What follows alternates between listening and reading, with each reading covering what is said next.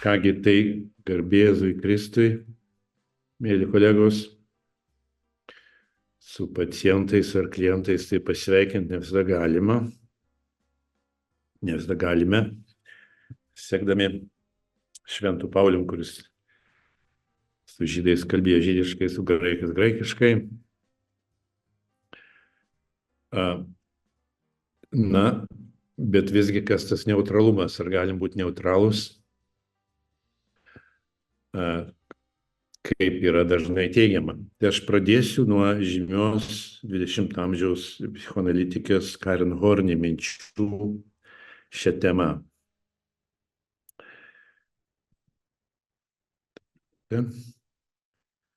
Štai,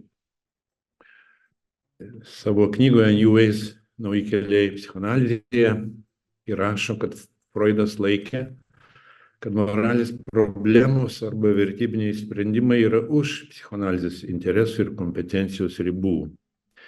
Taikant šį principą terapijai, jis reiškia, kad terapeutas turi praktikuoti toleranciją. Toks požiūris sutampa su teiginiu, jog psichoanalizė yra mokslas, o taip pat atspindi laissez-faire principą, paženklinusi tam tikrą liberalios epochos fazę, nosinės neuždėjau, atsiprašau. Beje, susilaikymas nuo vertybinių sprendimų, neišdrįsimas priimti atsakomybės už juos yra paplitusi modernaus, liberalaus žmogaus charakteristika. Nesudrumsčiama terapeuto tolerancija yra laikoma būtina sąlyga, kad pacientas galėtų suvokti, o po to ir išreikšti represuotus impulsus ir reakcijas.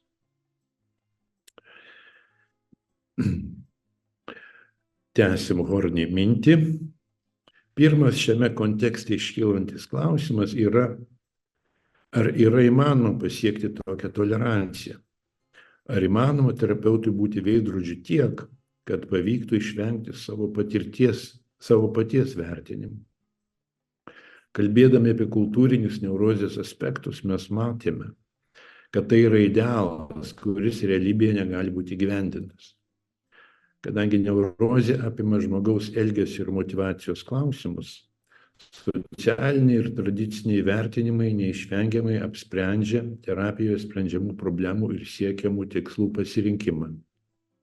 Pats Freudas griežtai nesilaiko savo idealų.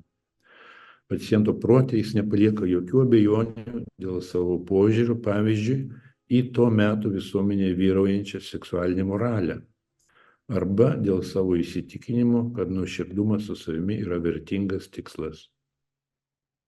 Beje, kai Freudas vadina psichoanalizę reedukacija, jis prieštarauja savo paties idealui, pasiduodamas iliuzijai, kad ugdymą galima suvokti kaip bent jau netiesioginių moralinių, kaip bent jau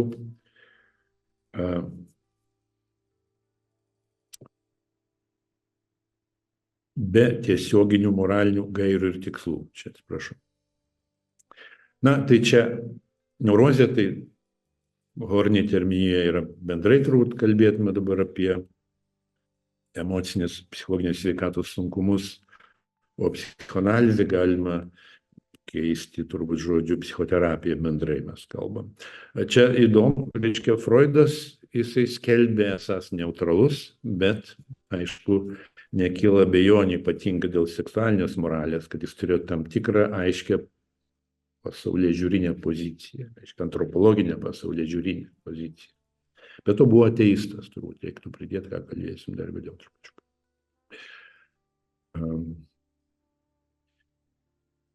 Tačiau ar tolerancija, suprantama kaip susilaikymas nuo vertybinių sprendimų, išvis turi būti laikoma sektinų idealų? Atsakymas šį klausimą yra asmeninio pobūdžio ir asmeninio sprendimo reikalas.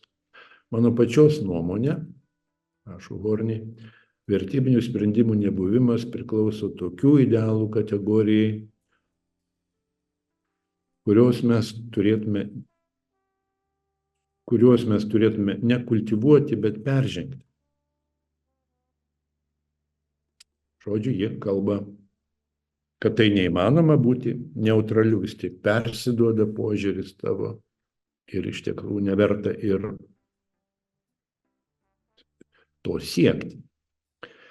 Noras suprasti neurotiko vidinius sprendimus, verčiančius jį reikšti moralės pretenzijas kitiems žmonėms,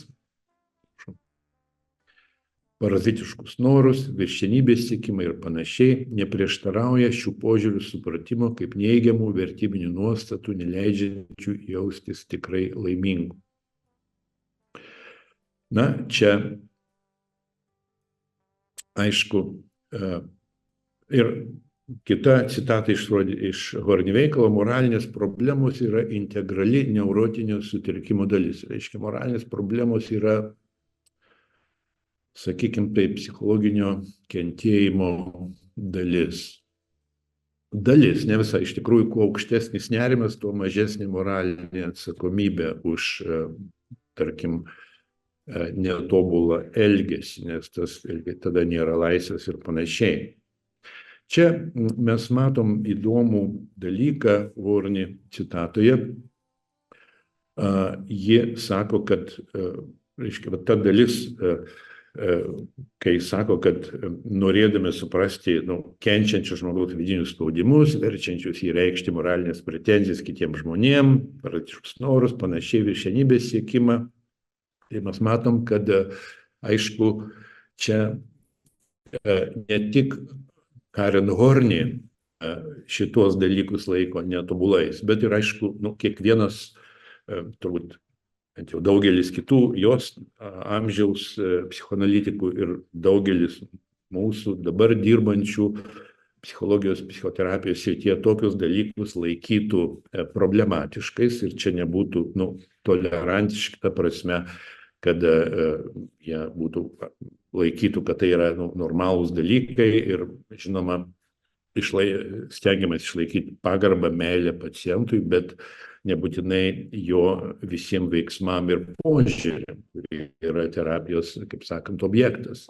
Taigi, bendrai kalbant apie psichoterapijos situaciją, tiek Lietuvoje, tiek kitur, reikia pripažinti, kad ji turi daug nuopelnų, padėdama žmogui išspręsti emocinius sunkumus, padėdama žmogui priimti save, padėdama atstatyti sužeistą savivertės jausmą, kuris yra iš tikrųjų reiškia psichologinės gerovės ir, kaip sakant, pagrindas ir jeigu jo nėra, visų sutrikimų pagrindas.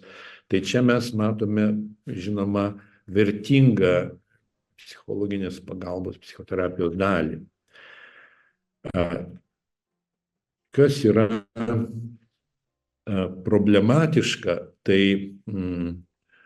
iš Freudo ateinantis žmogaus vis dėlto seksualizavimas, vadinkime jį taip.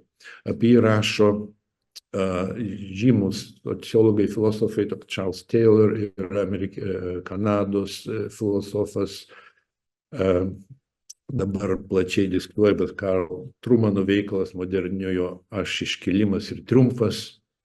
Tai Freudo žmogaus seksualizavimas, libido laikymas pagrindinė žmogaus energija ir siekių neatsirado tuščioje vietoje ir, kaip rašo Charles Taylor, moderniojo aš suvokimas ėmė formuotis Renesanso epochos viduryje. Mišelis Montenis pradėjo, reiškia, eiti tą kryptimį, bei apšvietos epochose. Tai Jean-Jacques Rousseau yra svarbiausias turbūt žmogus čia. Ir pasak Charleso Tayloro, ypač Rousseau buvo ypatingai įtakingas autentiškumo etikos, nuoširdumą išaukštinančios virš objektyvių moralės kriterijų, bei save išreiškiančių individo, expressive individualism, angliškai, idealai. Reiškia, ypač Rousseau pasidarbavo tuo, kad psichologinės sveikatos centru ir siekiu tapo tokia, sakykime, paprastinant, gera subjektyvi savijauta, autentiškas pasijautimas, reiškia, autentiškų jausmų priėmimas, autentiškai, gera savijauta, tokius žodžius dažnai girdim, naudojam expressive individualism, tai išreiškinti save individas, savirealizacija, savipilda, kaip psichologas ir kunigas Antanas Paškus, išeivijos žymus mąstytojas, rašo savipilda, savirealizacija. Tai Žanas Žakas Ruso buvo vienas iš pirmųjų nuoširdumą pastatęs, taip sakant, iškėlęs į altoriaus aukštį, ar taip sakyt, ar bandęs iškelti, simboliškai kalbant, ir, tarkim, jo išpažintyse randame tokių įdomių ir netgi groteskiškų dalykų, kad nuoširdumas yra svarbiausia. Tarkime, Žanas Žakas Ruso ten turėjo be galo daug meilės nuotykių, savo 5 vaikučius su savo sugyventinė Terezė atidavė į vaikų namus iškart jiem gimus, nenorėdamas pažeisti jų asmenybės, savo netobulos asmenybės, reiškia, bruožais, kaip jis tai aiškino. Ženevos parke mėgino pasirodyti merginoms neapsirengęs ir už ką buvo pagautas ir apkultas truputėlį. Ir visą tai jis rašo labai nuoširdžiai ir jo išpažintyse tai pateikiama, taip iš tikrųjų tokia aistra ir liktai tokia presupozicija, kad svarbiausia, kad tai yra nuoširdi išraiška, nuoširdus išpažinimas, kaip sakant, autentiškai žmogus taip jautėsi ir tai yra labai svarbu. Ruso buvo vienas iš pirmųjų žmonių ėjusių tą kryptimi, tokios subjektyvios savijautos kulto įtvirtinimui, paskui sekė kiti žmonės, romantikai, vokiečių romantikai ypatingai buvo svarbus. Ir Karlas Trumanas moderniojo aš iškilime ir triumfe parodo, grįžtų prie skaidrės, kad Freudo antropologija tapo dabartinio žmogaus supratimo pagrindu. Freudo antropologija vis dėlto dabar yra dabartinio žmogaus supratimo pagrindė. Ruso ir kitų romantikų paskelbtam laimės kaip svarbiausio gyvenimo tikslo idealui Freudas suteikė specifiškai seksualinį pobūdį, sutapatindamas šį idealą su genitaliniu malonumu. Citata iš Trumano veikalo. Dabar ar tai perlenkta ar ne, parodo, labai gerai parodo Erikas Eriksonas, kuris yra vienas iš svarbiausių psichoanalizės istorijoje mąstytojų. Visi mes skaitome jo 8 amžiaus tarpsnius. Ir štai, ar čia tikrai Freudas paskelbė seksualumą, seksualinę energiją, troškimus žmogaus svarbiausiais troškimais, kurie gali užtikrinti jam laimę. Eriksonas 8 amžiaus tarpsniuose aiškiai atsako, truputį groteskiškai rašo, reiškia šiek tiek, kaip sakant, ironizuodamas, bet tokia citata. Dažnai buvo sakoma ir prastos kokybės pokalbiai tokią nuomonę toliau palaiko, kad psichoanalizė kaip gydymo metodas stengiasi pacientą įtikinti, kad prieš Dievą ir artimą jis turi tik vieną pareigą – patirti gerus orgazmus su tinkamu objektu ir dar reguliariai. Na ir tokią pažiūrą mes dabar yra priėmusi ne tik, reiškia, taip žmonės galvoja ne tik apie psichoanalizę, nes psichoanalizė dabar turbūt nuėjo į šešėlį, tam tikrą prasme yra vienas svarbių mokyklų, bet yra daug mokyklų, bet šiaip visa kultūra mūsų tokio požiūrio laikosi, užtenka atsiversti Delfi portalą ir pamatysime, kaip, reiškia, po žinių apie karą ir kitus dalykus iš karto labai arti būtent naujausi metodai, kaip pasiekti didesnį laipsnį seksualinių patirčių, aukštesnio laipsnio seksualinio malonumo, paprastai kalbant. Ja? Kaip, vat, Eriksono citata neatrodo labai toli nuo gyvenimo, žiūrint dabar į tai, kas vyksta apie mus. Ir Eriksonas labai įžvalgiai ir įdomiai pripažįsta savo puikioje biografijoje apie Martiną Liuterį, kad net jei mes, psichoanalitikai, stengiamės išvystyti mokslų pagrįstą terapiją, reikalingą nedaugeliu žmonių, mes nukrypome į moralinės ligos paskatinimą daugeliui. Tai va jis ir turi omeny šitą, taip sakant, orgazmo kultą, orgiastinį meilės supratimą, kaip tokį terminą minėjo Erichas Fromas, kitas žymus 20 amžiaus psichoanalitikas. Ne tik meilės, santuokos orgiastinį supratimą, šiaip seksualinės galios ar gimties galios orgiastinį supratimą.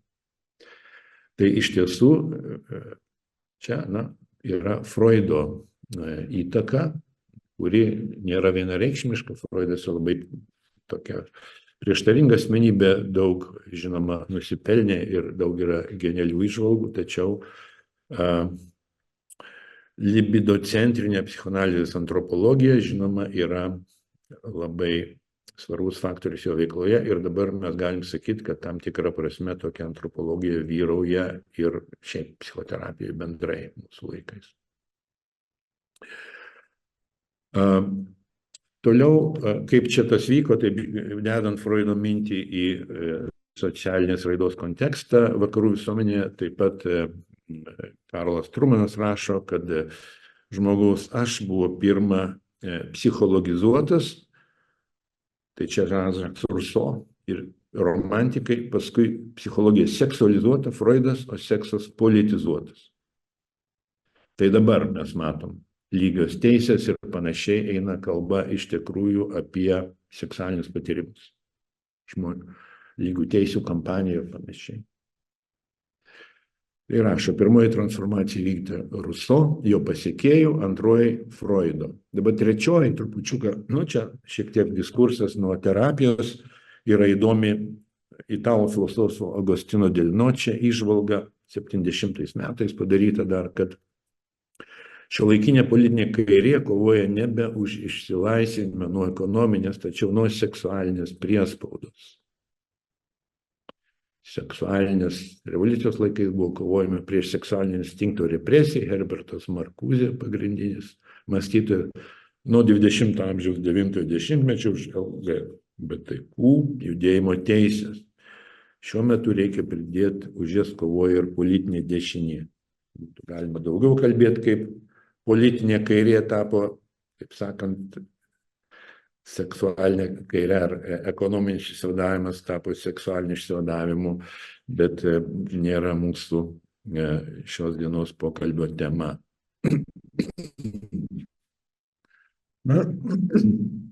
Dabar, kaip čia toliau tas moderniojo seksualizavimas vyksta, tai šiuolaikiniam žmogui, gyvenimo žinovui, čia Charleso Tayloro naudojamas terminas social imaginary, reiškia, žmogui reikia tikrumo ir jis galvoja, kad mokslas sako taip. Ir kiekvienas žmogus dabar, reiškia, tiki mokslu labai dažnai ir gatvėje paklaustas žmogus pasakytų, kad akivaizdu, kad seksualinis aktyvumas yra būtinas kūno ir psichologiniai sveikatai. Dabar apie tai kalba ir gydytojai dažnai, ir tai urologai, panašiai. Ir iš tikrųjų šitą tezę glūdi Freudo mąstyme, kuri buvo iš tikrųjų tik Freudo šiaip jau iš didžiųjų mąstytojų pagrįsta. Nei Alfredas Adleris, nei Erikas Eriksonas, nei Jungas turbūt šitaip neteiktų. Psichoanalitinės krypties terapeutai seksualinį aktyvumą laiko sveikatos sąlyga. Pavyzdžiui, žymus, iš tiesų labai talentingas anglų psichoanalitikas Donaldas Vitnikotas, tarkime, gydydamas jauną pacientą iš savivertės problemų, tradiciškai kalbant, norėdamas padėti jam veikti nepilnavertiškumo kompleksą, džiaugiasi, kad jis turėjo seksualinius santykius su mergina. Ir tai pasiekimas, tai pasitikėjimo savimi augimas, taip sakant, sveikina jį. Na ir aišku, kur tie santykiai veda, ar tai santuoka, vaikai, prokreacija, šitie klausimai yra už sąmonės lauko ribų. Iš tikrųjų, seksualinis aktyvumas yra kaip ir toks, sakykime, nėra visiškai atskirtas nuo santykio, nes psichoterapija, psichoanalizė dabar laiko, kad seksualumas be meilės yra lygų patologija. Čia būtų galima daug pateikti autoritetų, tačiau vis dėlto, reiškia, tai yra kaip toks imperatyvas gyvenimo. Būk seksualiai aktyvus, jei nori būti sveikas. Autentiškumo etika, kai kokio nors troškimo nuoširdumas tampa jo vertės kriterijumi, apibūdina daugelį mūsų dienų psichologijos srityje dirbančių specialistų moralės supratimą. Žymiausias autentiškumo idealo skelbėjas buvo amerikiečių psichologas Karlas Rodžersas, labai talentingas, žinomas žmogus, į klientą centruotos terapijos, išvystytojas ir humanistinės psichologijos šulas. Jisai, tą autentiškumą labai pabrėžia, sveikatos pagrindas yra autentiškai giliai jaustis, būti ištikimam savo jausmams ir, tarkim, bet aišku, buvo nukreipta į subjektyvistinį moralės suvokimą, faktiškai moralu tai, ką tu giliai jauti. Ir Joseph Nicolosi, vienas iš 21 amžiaus 21 pradžios homoseksualumo dinamikos raidos tyrėjų, pastebi, jog autentiškų jausmų idealo įsigalėjimas terapijoje 70-metyje 20 amžiaus Rodžerso labiausiai paveiktas nustelbė iki tol vyravusį psichoanalitinį homoseksualaus potraukio kaip seksualinio vystymosi sustojimo supratimą. Kad tai kyla iš raidos metu patirtų emocinių skausmų ir traumų. Ką pripažįsta ir dabar Amerikos psichologijos asociacija, nepaisant to, kad labai liberali. Bet tai čia psichoanalizė turėjo tam tikrą nuopelną, būdama objektyvi. Ir dabar jausmo kulto metu mes taip nebegalime, mums nebepatariama taip mąstyti. Bet Abraham Maslow, žymus Rodžerso kolega, kaip žinote, humanistinės psichologijos šulas, sakė Rodžersui, kad jei moralės kriterijum tu laikysi nuoširdumą, tik nuoširdumą, pranyks skirtumas tarp gėrio ir blogio. Čia būtų galima duoti įvairių pavyzdžių, bet mes dabar tam turbūt nelabai turėsime laiko.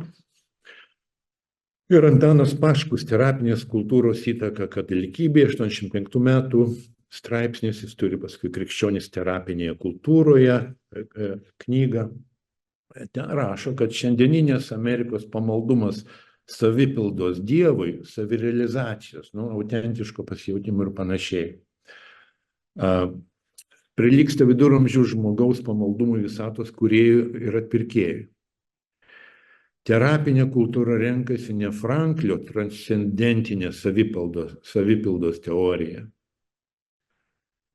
kur kalbama apie savojo ego peržengimą, paneigimą bendrojo gėrio labai, bet renkasi Rusto kilnaus laukinio idėją.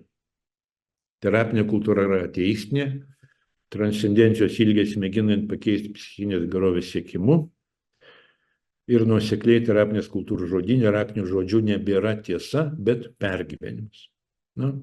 Antanas Paškus labai įžvalgus. Reziumuojant, galima teigti, jog šiuolaikinė psichoterapija nėra filosofiškai ir pasaulėžiūriškai neutrali, tačiau remiasi sekuliariu pasaulio ir sentimentaliu žmogaus suvokimu. Galima kalbėti turbūt apie slinkti nuo homo sapiens prie homo sentimentalis. Atmesdama transcendentinę prasmės dimensiją, gyvenimo tikslą jis suvokia kaip teigiamų jausmų išgyvenimą. Tokio pergyvenimo link pacientai ar klientai kreipia neatsižvelgdama į universalias moralės, ypatingai seksualumo srityje normas. Tačiau pasak kito žymaus psichoanalizės klasiko Ericho Fromo, tik gerbdama nekintamus žmogaus prigimties dėsnius, universalius dėsnius. Kiekvienoje kultūroje tie patys, pasak Fromo. Tik gerbdama šios dėsnius, psichoterapija gali būti ne socialinio prisitaikymo, tačiau sielos išgydymo praktika.